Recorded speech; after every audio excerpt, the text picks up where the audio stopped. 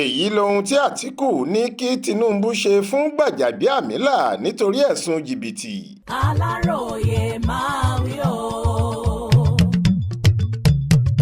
bí ààrẹ ilẹ̀ nàìjíríà bọ́lá ahmed tinubu bá ṣiṣẹ́ níbàámu pẹ̀lú àmọ̀ràn tí igbákejì olórí orílẹ̀-èdè wa tẹ́lẹ̀ rí tó tún jẹ́ olùdíje fúnpò ààrẹ lásìkò ètò ìdìbò gbogbogbò tó kọjá alhaji atiku abubakar fún un, àfàìmọ̀ ni wọn kò ní kéde láìpẹ́ pé tinubu ti gbaṣẹ́ lọ́wọ́ olórí àwọn òṣìṣẹ́ ọba rẹ̀ ọ̀nàrẹ́bù fẹ́mi gbàjàbíàmílà tí yóò sì ní kí olórí àwọn aṣojúṣòfin tẹ́lẹ̀ rí náà sì lọ́ọ́ rọ́ọ̀kùn nílé fúngbà díẹ̀ náà látàrí ẹ̀sùn gbígba àbẹ̀tẹ́lẹ̀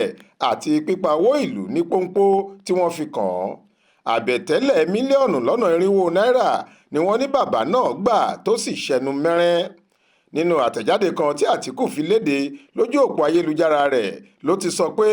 ohun tó tọ́ tó sì bófin mu tó sì yẹ kí ààrẹ bọ́lá tinubu ṣe lásìkò yìí bó bá jẹ́ lóòótọ́ ló fẹ́ káyé gba òun gbọ́ gẹ́gẹ́ bí olórí tí kì í daṣọ bo ìwà ìbàjẹ́ lórí ni pé kó yọ̀ǹda gbàjàbíàmílà láti kọ̀wé fipò sílẹ̀ tàbí kí wọ́n fún un níwèé gbélé ẹ̀ fúngbà díẹ̀ náà kí wọ́n sì bẹ̀rẹ̀ ìwádìí tó múnádóko lórí owó rọ̀gùnrọ̀gùn tó gbọ̀nà ẹ̀yìn wọlé ṣọ̀ sínú àpò olórí àwọn òṣìṣẹ́ ọba yìí. ọjọ́ ìṣẹ́gun túsídẹ̀ẹ́ ọjọ́ kìíní oṣù kẹfà yìí ní iléeṣẹ́ agbéròyìn jáde àtìkù náà rọ ìṣẹ̀lẹ̀ náà jáde bọ́ńbọ́ sórí ìkànnì wọn pé bí ẹnu ṣe ń kun fẹ́mi gbàjàbíàmílà lórí ẹ̀sùn híhùwà jìbìtì tí wọ́n fi kàn án kò ṣeé yínmú sí kò sì ṣeé dágunlá sí. wọ́n ní wọn ò gbọ́dọ̀ ka ẹ̀sùn náà sí àròyé tí kò tẹ̀wọ̀n tàbí kí wọ́n tẹ́ni lé e lórí.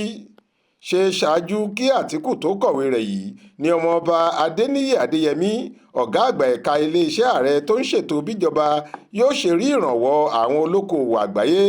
Presidential Foreign Intervention Promotion Council PFIPC gbà ti fẹ̀sùn kan gbàjàbíàmílà pé ọwọ́ rẹ̀ kò mọ́ lórí àwọn owó kan tó wọlé ó ní epo wà lọ́wọ́ fẹ́mi. àtìkù ní ọ̀rọ̀ kan báyìí tí gbàjàbíàmílà sọ láìpẹ́ yìí pé kò sóhun tó ń jẹ́ PFIPC èròǹgbà àwọn kan lásán ni àmọ́ tí àkọọ́lẹ̀ gbé jáde pé nǹkan bíi mílíọ̀nù mẹ́tàdínlọ́gbọ̀n náírà 27.4 billion naira ni ìjọba yà sọ́tọ̀ láti ná lórí ẹ̀ka tí wọ́n ní kò sí yìí nínú àbá ètò ìṣúná ti ọdún 2026 ìyẹn bọ́jẹ̀tì ti ọdún yìí ó ní ọ̀rọ̀ náà yẹ kí wọ́n tàn mọ́lẹ̀ gidi sí i. èyí ló mú kí àtìkù béèrè pé ọ̀hù báwo lẹ ṣe lè fẹ́ ná bílíọ̀nù mẹ́tàdínlọ́gbọ̀n náírà nínú bọ́jẹ̀tì sórí ẹ̀ka iléeṣẹ́ tí kò sóhun tó ń jẹ́ bẹ́ẹ̀ táwọn èèyàn kò sì ní béèrè pé kí ló ń ṣẹlẹ̀. àtìkù ní bó bá jẹ́ kò sí iléeṣẹ́ náà rárá tí wọ́n sì ya owó sọ́tọ̀ fún ẹ̀ka iléeṣẹ́ àfẹ́ẹ̀rí yìí a jẹ́ pé gbogbo àbá ètò ìṣúná náà ló yẹ ká tú palẹ̀ dáadáa kó má jẹ́ orí òfo ni àbá náà dúró lé lórí. bàbá àgbàlagbà ọmọ bíbí ìpínlẹ̀ Adamawa yìí ní irú ẹ̀sùn tó lágbára báyìí kò ṣeé ṣọ́kù bò mọ́lẹ̀. ṣíṣe ìjọba rere túmọ̀ sí pé gbogbo ohun tó bá ṣókùnkùn la gbọ́dọ̀ tan ìmọ́lẹ̀ sí kíkó wá sì jíìn iṣẹ́ rẹ̀. èyí ò sì lè ṣeé ṣe tíjọba bá ń daṣọ àṣírí bo ìwàkiwà àwọn mọ̀lẹ́bí ààrẹ àtàwọn ọ̀rẹ́ rẹ̀. ààrẹ bọ́lá tinubu gbọ́dọ̀ jẹ́ adarí tó ń fàpẹẹrẹ rere lélẹ̀ nípa jíjẹ́ kí olórí àwọn òṣìṣẹ́ rẹ̀ lọ wẹ ara rẹ̀ mọ́ lọ́nà tí yóò hàn sí gbogbo ayé. èyí yóò sì jẹ́ àpẹẹrẹ fáwọn òṣìṣẹ́ ọba míì. bílíọ̀nù mẹ́tàdínlọ́gbọ̀n náírà kì í ṣe ọmọdé owó. a gbọ́dọ̀ tẹsẹ̀ òfin bọ ọ̀rọ̀ yìí kí ààrẹ tinubu fi hàn gbogbo ayé pé òun ò figbá kan bọ̀kan nínú bó ṣe tọ́ lòun ṣe ń rìn. olùdíje fúnpò ààrẹ lórúkọ ẹgbẹ́ òṣèlú African Democratic Party ADC yìí wá gba ààrẹ lámọ̀ràn láti dá gbàjàbíàmílà lọ́wọ́ kọ́ná kó sì yan ìgbìmọ̀ olùṣèwádìí tuntun láti mójútó ẹ̀sùn náà. ẹ ó rántí pé ọmọọba adéníyì adéyẹmí ló kọ́kọ́ bó ọ̀rọ̀ náà lójú níbi ìpàdé pẹ̀lú àwọn oníròyìn kan tó wáyé lọ́jọ́ 26 oṣù kẹfà ọdún yìí pé ó yẹ kí ààrẹ tinubu ṣèwádìí fẹ́mi gbàjàbíàmílà fínífíní.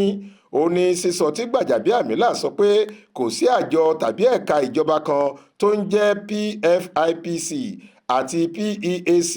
tó sì jẹ́ pé orúkọ àwọn ẹ̀ka yìí wà nínú bọ́jẹ́ẹ̀tì èyí tó gba iwájú olórí àwọn òṣìṣẹ́ ọba yìí kọjá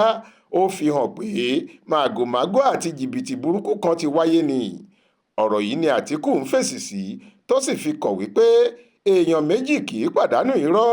bẹ́ẹ̀ ni apurọ́ fún ò bá mọ̀, ẹni pa á mọ̀ pé irọ́ lòun ń pa, ó sì yẹ káràlú mọ bọ́rọ̀ ṣe jẹ́ gan-an.